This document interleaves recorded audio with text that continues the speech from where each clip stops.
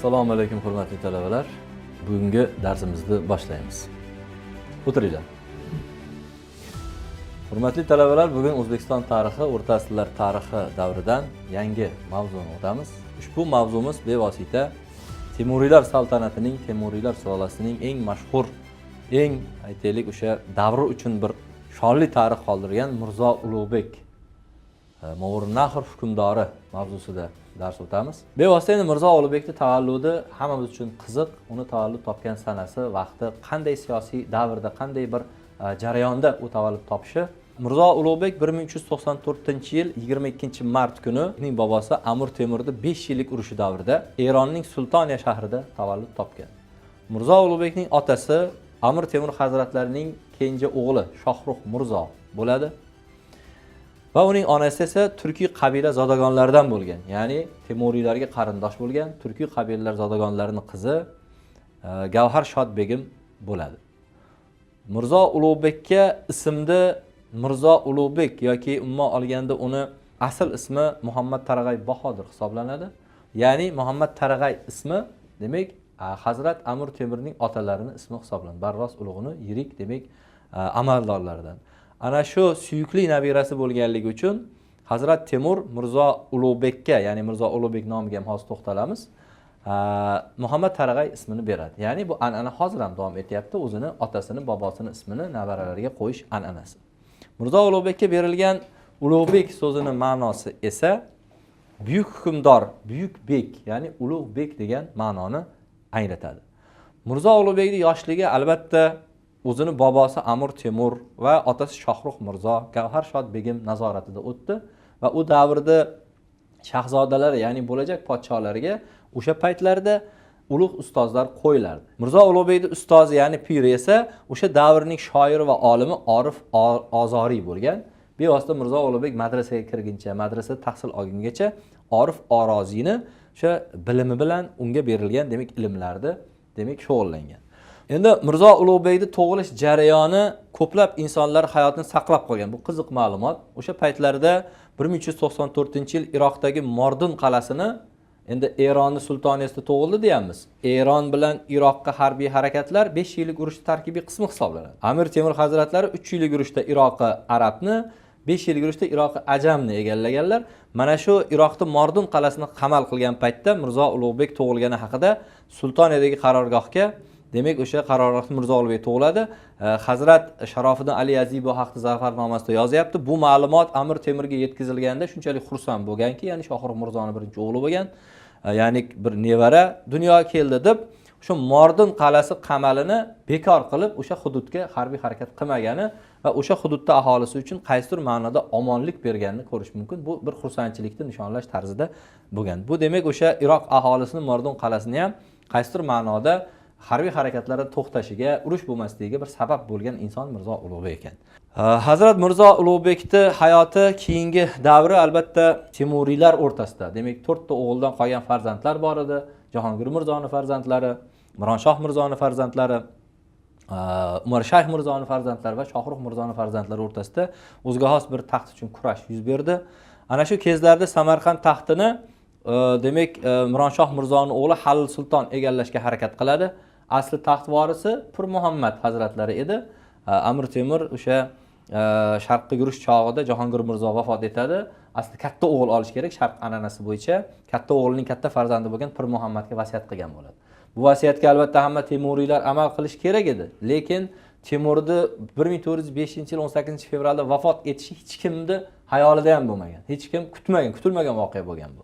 O'shaning uchun bundan foydalangan Halil Sulton Samarqandga o'zini demak qo'shini bilan hujum qilyapti. Xorasonni demak boshqarib turgan Shohrux Ulug'bekka dastlab demak otasi ham har xil hududlarda Mirzo Ulug'bekka o'sha paytda vasiyat qilgan. Mirzo Ulug'bek hali yosh edi.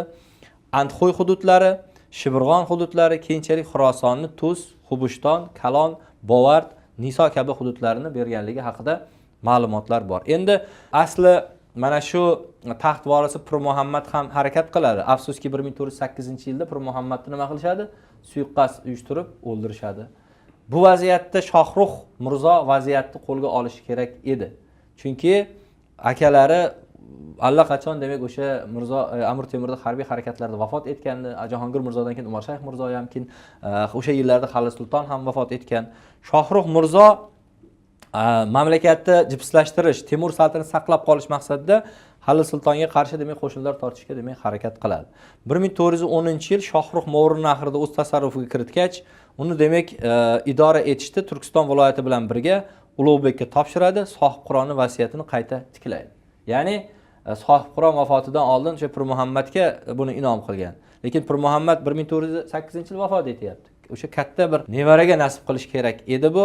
Mirzo Ulug'bekni demak Samarqandga hokim qilib, Xalil Sulton boshlab kelgan qo'shinlarni demak mamlakatdan Shohrux Mirzo quvib chiqarishga musharraf bo'ladi. Endi siyosiy hayotga kirib kelishi, buni hukmdor bo'lish harakati shu 1410-yillar desak to'g'ri bo'ladi.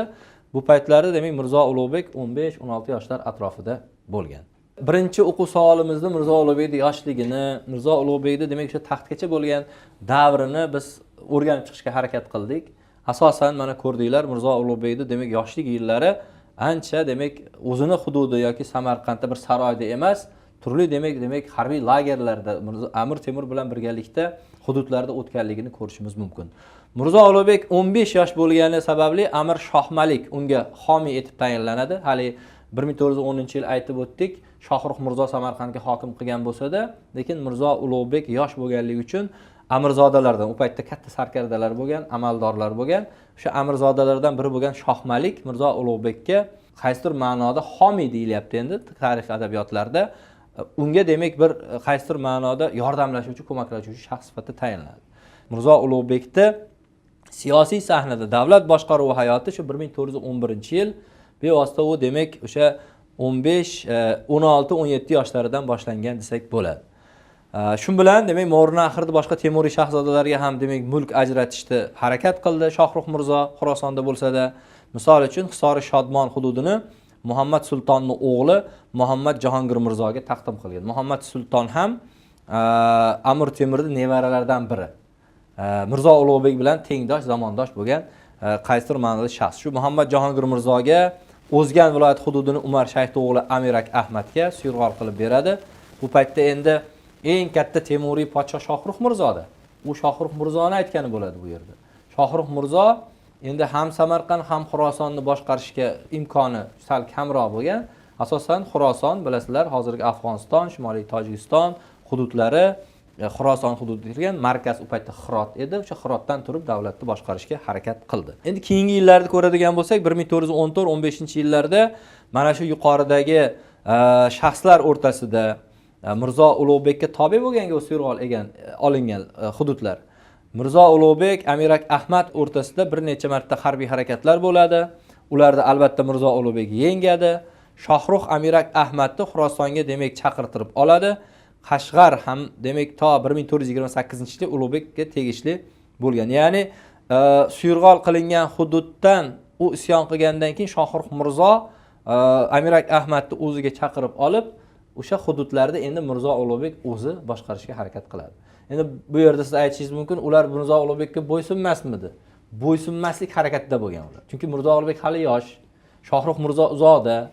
Shu uchun isyonlar ko'p bo'lgan, parokandalik shu tarzda demak bo'lgan. Endi Mirzo Ulug'bekning bu yillardagi davrdagi boshqaruv jarayoni ham albatta yaxshi.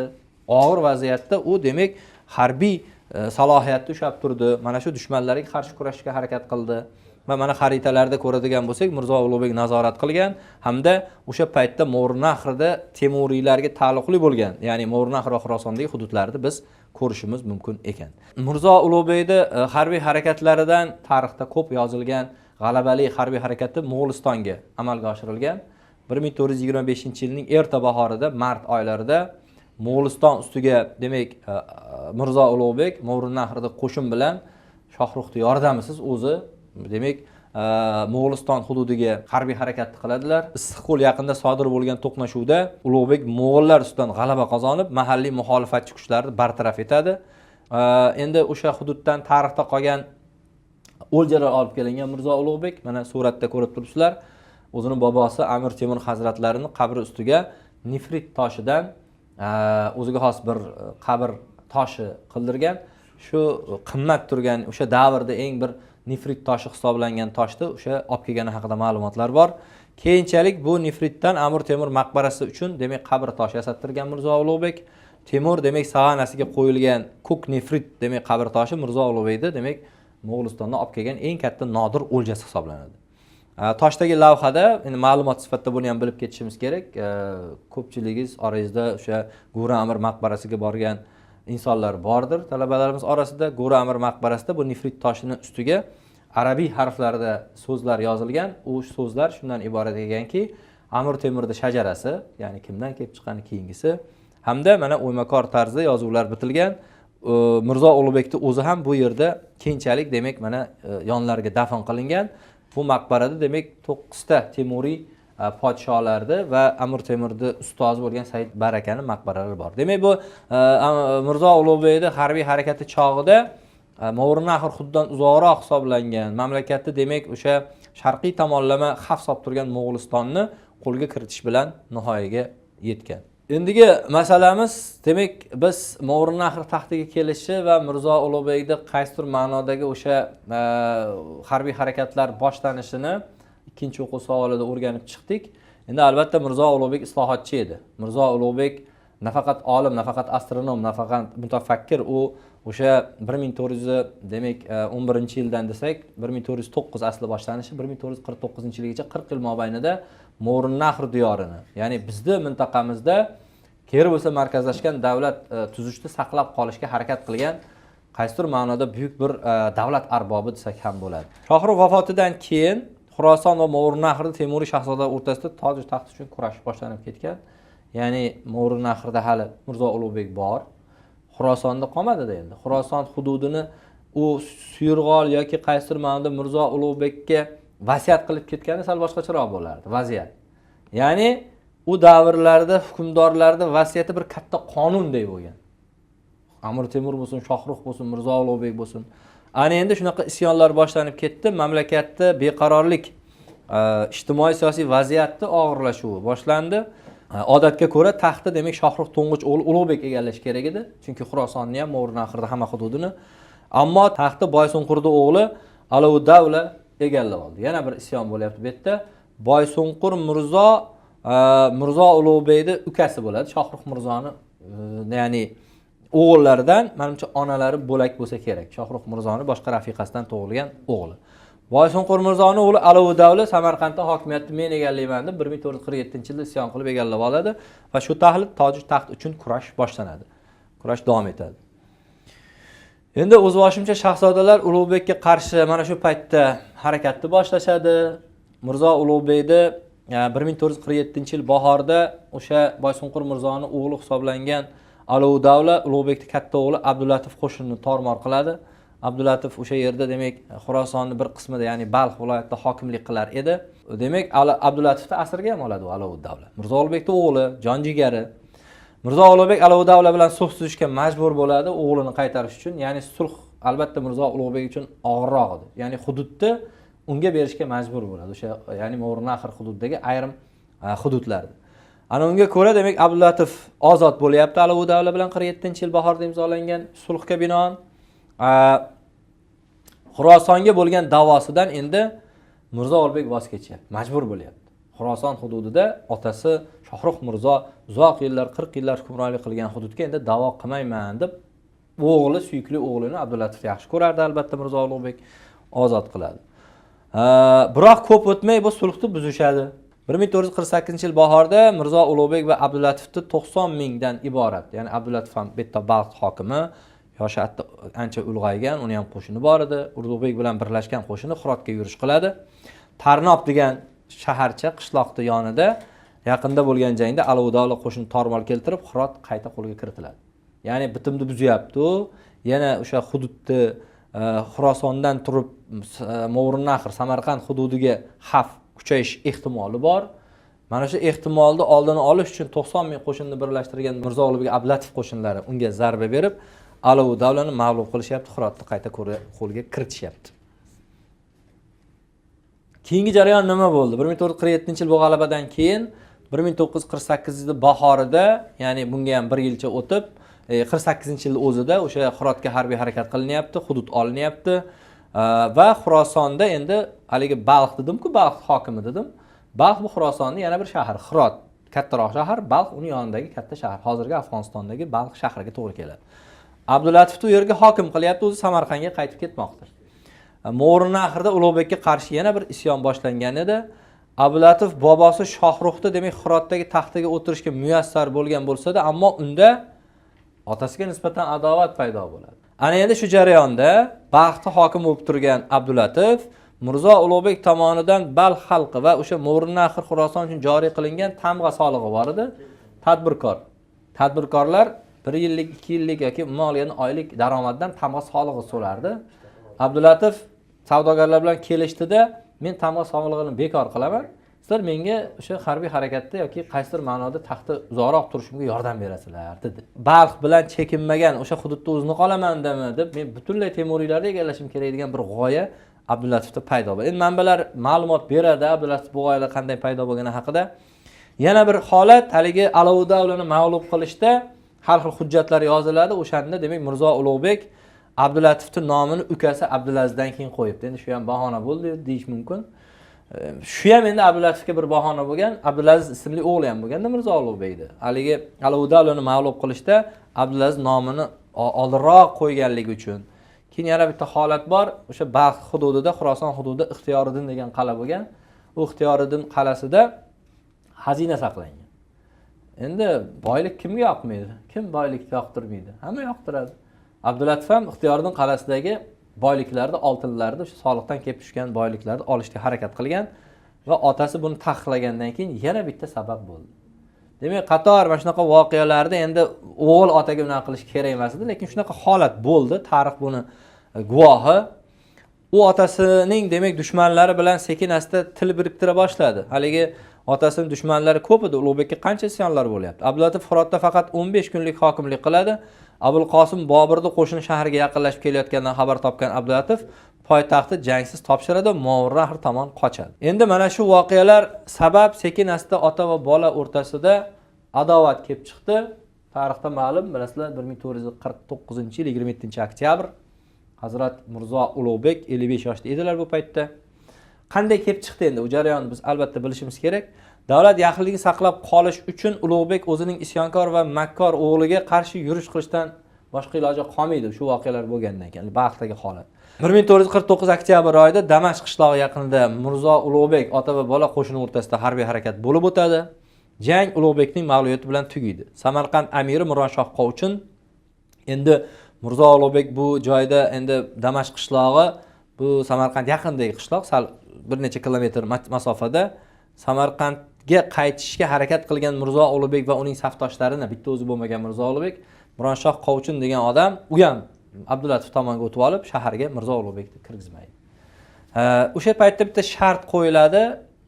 Adabiyotlarda, manbalarda yozilyapti. Amir Temur haqida yozilgan, Temurlar haqida yozilgan. Mirzo Ulug'bekni haj safariga chiqib keting, ya'ni hajga, Makkaga ketishga Abdulatif shunaqa o'zini ayollari orqali xabar yetkazadi. Endi Mirzo Ulug'bek o'zini yaqinlarini olib o'sha Samarqanddan qaytayotgan chog'ida uni orqasidan isyonchi, Mirzo Ulug'bekning dushmanlari hisoblangan insonlar jo'natib, o'sha joyda Mirzo Ulug'bekni fitna qilib o'ldirishadi. Ya'ni bu Samarqand yaqinidagi bir qishloqda yuz beradi. Shu tariqa Ulug'bek Mo'g'rinaxirda 40 yil idora qildi. Bu davrda mamlakatning siyosiy hayotda keskin kurash davom etdi. Shunday bo'lsa-da, Mirzo Ulug'bek hali biz Xudo xolasa keyingi darsda o'tamiz. Mirzo Ulug'bekning ilm ma'rifatga qo'shgan hissasi shunday vaziyatda bo'lsa-da, u ijod qildi, ma'rifatni tikladi, madaniyatni, yangiliklar qildi. Mana hozir yil hisobi haqida bitta ma'lumot bor, men ko'rsataman. Astronomik kuzatuvlar orqali juda katta yangiliklarni qildi. Garchi Mirzo Ulug'bek 55 yoshida o'sha taxtni mahrum bo'lishi va vafoti bo'lgan bo'lsa-da, lekin u 40 yillik podshohligi davrida Mo'g'rinaxirda markazlashgan davlat asos solishga harakat qildi. Mo'g'rinaxirni tashqi dushmanlardan asrash uchun harakat qildi. Mirzo Ulug'bek bo'lmaganda bundan ham battar bo'lib parokanda bo'lib ketish mumkin edi. Yana o'sha mo'g'ullarning bosqini, Dasht Qipchoqdan bosqin, har xil holatlar. Endi bu yerda ota bola o'rtasidagi shu munosabat o'g'ilni boylikka, har xil demak ig'volarga o'tishi, otaga nisbatan bir adovat paydo bo'ldi. Shu tahlil Mirzo Ulug'bek dushmanlari undan foydalanib Mirzo Ulug'bekni o'ldirishga erishdi. Shu Tahlil Mirzo Ulug'bek fojiasi yuz berganligini ko'rishimiz mumkin. Xotima qiladigan bo'lsak, deyarli demak mana biz Mirzo Ulug'bekni yoshligidan, hukmronlik davridan o'rgandik. Hazrat Navoiyni quyidagi jumlalari bilan men tugatishga harakat qilardim. Buni hamma talabalar o'rganib olsa yaxshi bo'ladi. Temurxon nasridan Sulton Ulug'bek ki olam ko'rmadi, sulton aningdek. Ki davr ahli biridan aylamas yot, aning obnoyi jinsi bo'ldi barbod. Valek ul ilm sari topdi chundast, ko'zi oldinda bo'ldi osmon past. Rasad kim bog'lamish zebi jahondir, jahon ichra yana bir osmondir. Bilib bu nav ilmi osmoniy, ki ondin yozdi Ziji Kuragoni. Demak, Hazrat Navoiy o'zini Hamsa asarida Ulug'bekka ta'rif berar ekan, Temuriylardan bunaqa sulton chiqmagan deyapti. Bunaqasi yo'q demoqda. Va u o'zini demak davrini o'sha davrni yod etadigan bo'lsak, Mirzo Ulug'bekdan ulug'i yo'q bu olamda, ya'ni o'sha davrda deyapti.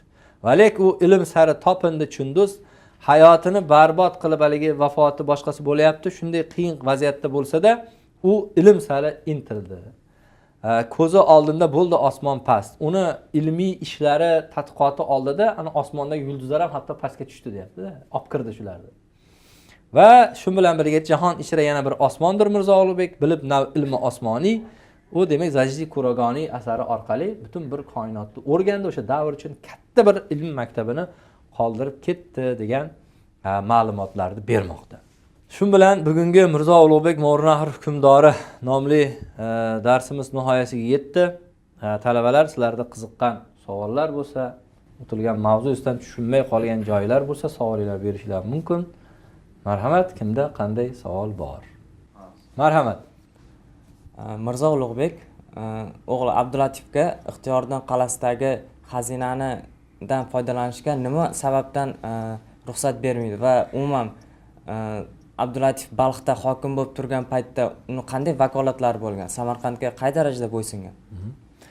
Birinchi savolingiz Ixtiyoriddin qal'asi. Ixtiyoriddin qal'asidagi xazina butun mamlakat xazinasi edi u. Butun mamlakatning budjeti edi. Agar Abdulatifga unga ruxsat berilganda, Abdulatif endi qaysidir ma'noda o'zi bu yerda vaziyat og'ir bo'lib turibdi. U o'z otasiga nisbatan harbiy harakatlar bo'lsin yoki qaysidir amaldorlarni og'dirib olish maqsadida ham foydalanish mumkin edi. Abdulatifni demak, to'g'ri endi bu yerda ota o'g'il o'rtasida nizoni bitta Abdulatifning o'rni emas. Abdulatifning maslakdoshlari, Mirzo Ulug'bek dushmanlari bo'lgan odamlar juda ko'p edi. Taqdir taqozo bilan Mirzo Ulug'bek 49-yil 55 yoshda vafot etdilar. Abdulatif Samarqandda to'g'ri hokim bo'ldi. Hatto bu yerda o'sha hokimlik davrida shunchalik darajada bo'ldiki, o'z ukasi Abdulazizni ham qatl ettirib yubordi-da. Va 6 oygina bo'ldi xolos rahbar. Keyinchalik Samarqand ahli Abdulatifni qatl ettirishgan va Samarqandda yana demak o'sha hokimiyat boshqa Temuriyzodalarga o'tgan. Hop, qanchalik huquqi bor edi, huquqi yo'q bo'lganligi uchun xato qildi-da u. Tamg'a solig'ini butun davlatda podshoh qo'yadi. Butun bir davlat hukmdorini farmonini bekor qilib, u joriy qilgan soliqni bekor qilib, uni evaziga menga demak otamga qarshi kurash uchun yordam berasizlar degan ma'noda ulardan demak har xil demak o'sha natijalarni kutgan va uni o'sha davr qonunchiligi bo'yicha yasoq qonuni bo'lgan, umuman olganda Temur tuzuklari ham amalda bo'lgan. Keyingi yillarda demak qonunchilik bo'yicha viloyat hokimini soliqni bekor qilish vakolati bo'lmagan. Demak u qonunni buzgan, huquqni buzgan, qaysidir ma'noda o'z otasi joriy qilgan, uni nafaqat otasi, undan oldingi podsholar joriy qilgan tamg'a solig'ini bekor qilib juda katta xatoga erishgan. Uni vakolati yo'q edi. Hurmatli talabalar, savollar nihoyalangan bo'lsa, tarix bilan tanishuv ko'rsatuvimizda ushbu soni o'z nihoyasiga yetdi. Keyingi ko'rsatuvlarda yana diydorlashguncha salomat bo'ling.